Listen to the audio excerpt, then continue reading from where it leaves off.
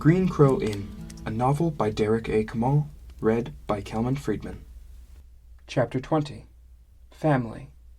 It was frigid out, doubly so after the steaming heat of the inn. I immediately regretted not finding my cloak. However, being next to Nandaya after so long an absence felt warm enough. She smiled back when I looked at her, and we laughed, and I felt an odd, familial sensation walking next to her with the childlike Fern before us. It mattered not that my father was still inside. The spell was not to last, for in the light cast by the many windows of the Green Crow Inn, we found Skivrin huddled on the ground, surrounded by Elgad and the rest. Elgad knelt before him, as did Ilna. Kalka stood in her usual posture like a sentinel. Several of the dads, whose names I did not know, were there. Gilly stood by. Eavesdroppers, gossips, and those with honest concern for their neighbor lingered a little further away. All stopped and stared at Fern. I thought I heard Skivrin mutter, "Oh no," when he saw Fern. The little tree-ish person settled in silence and stared at Skivrin with no trace of emotion. I imagined Fern putting roots down from their feet. Skivrin could not meet their gaze. "It is my hope that you bear for me no ill will," said Fern. "I bear none for you." Skivrin did not look up. I hoped the soothing, calm voice of Fern was making some impact on the poor man. "For you are not the first of a venturesome disposition to cause mischief in my wood. Nor are you the second, nor the 18th.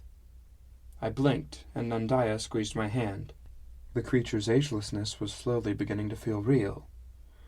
"For as many of those children as I could, excepting the 6th and 11th, if my memory serves, and it does, I offered unto them the same wisdom I offer to you now. It is in your best interest to make an honest attempt at seeing the world as I do." Fern paused, then continued with the same dispassion. "For the trees come and go. The leaves do so all the more quickly. I do not question their coming and going, nor its effect upon myself. I am able, with thanks perhaps to my nature, to let them be, and they offer me the same courtesy. Do the same for yourself. If you believe life has been unkind to you, accept it without embitterment as you are able. For I see—" They paused and turned, and a group of children and one adult stepped into the light. "I see you have much to live for here, even if that living is not all your deceitful imaginings hunger after." "Dad?" said one of the children. "Mika," Elgad said softly. Skivrin covered his face with his hands. The adult who had arrived with the children spoke. It was Luella. "They couldn't sleep, so I thought we'd surprise you. Especially once news of what was happening started spreading." She stared at Fern without care and took her place next to Gilly. "News travels fast in a small town," remarked Kalka. Elgad and Elna knelt, hugging the girl, and then another, Mika's sister apparently. The rest of the children under Luella's care trotted over to their parents, who seemed to be relieved of their fatigue and tipsiness immediately.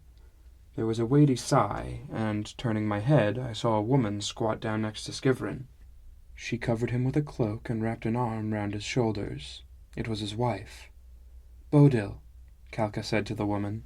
She looked up aloofly. "Bodil, I take it you know what your husband has done." She sighed. "I know enough." "Then you know he ought to go before the confab." Bodil sighed again and nodded. Skivrin did not move. Fern raised a finger and opened their mouth. "But," said Kalka, "this is exceptional. And I don't suppose the victim here is not going to raise much fuss." "It is as I said," Fern chimed in.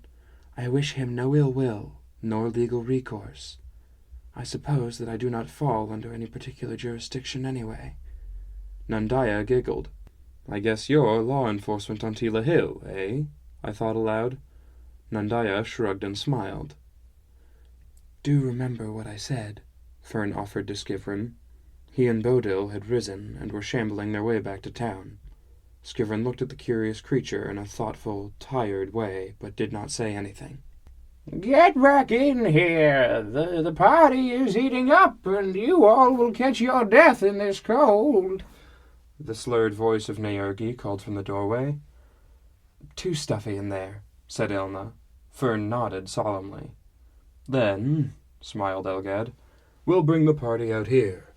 His children, now fully grasping the import of his words, that they would get to stay up late on a New Year's night, gasped and cheered. I looked at Nandaya. "Won't you stay?" She hesitated, but said, "Yes, though I must see Fern home this evening." "I suppose a bit more hanging around would be all right.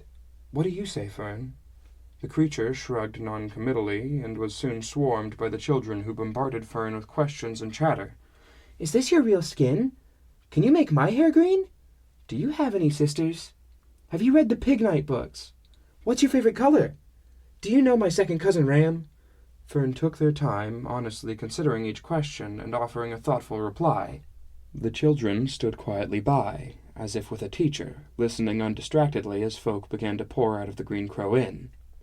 In minutes, the wood store was half depleted thanks to the strong backs of dwarves and the drunken, pyromaniacal enthusiasm of a few men. A roaring bonfire lit up the night.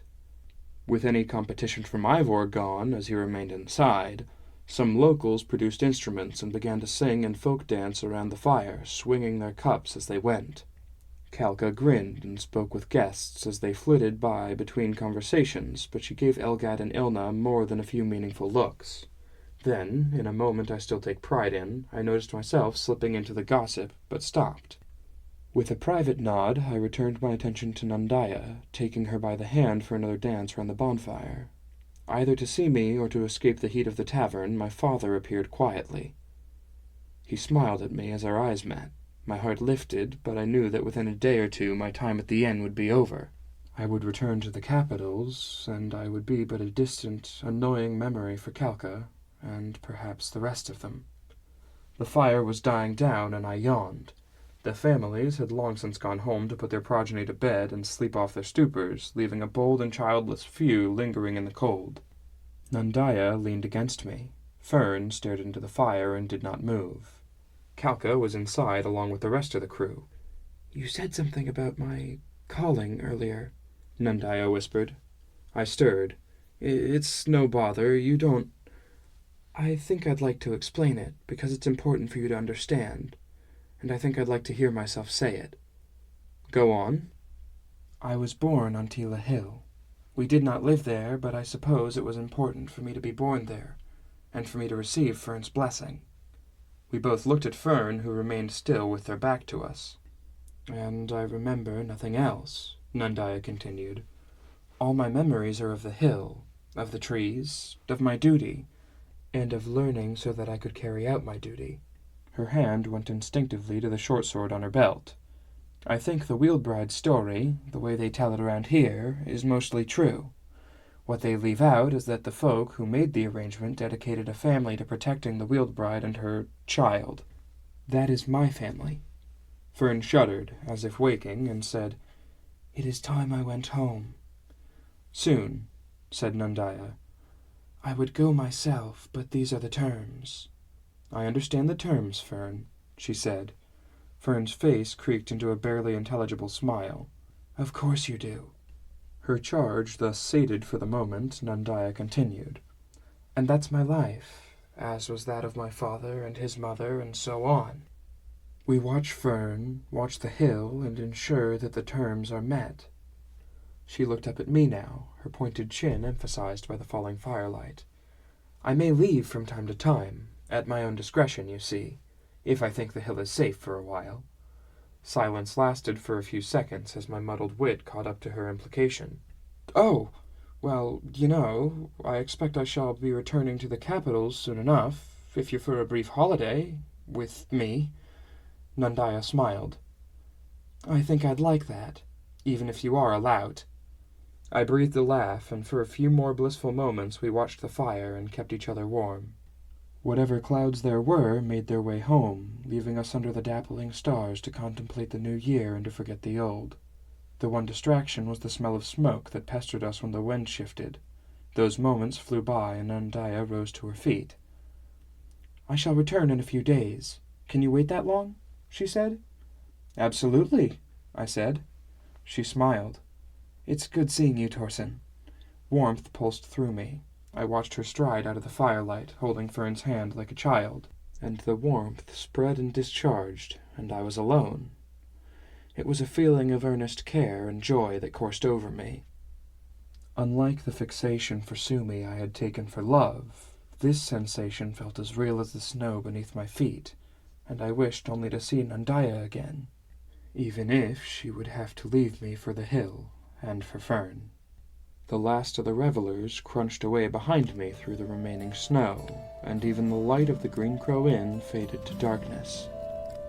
This has been The Green Crow Inn by Derek A. Kamal, read by Calman Friedman, with music by Michael Elliott. To find out more, including how to purchase your copy of the novel, please visit shorelessskies.com.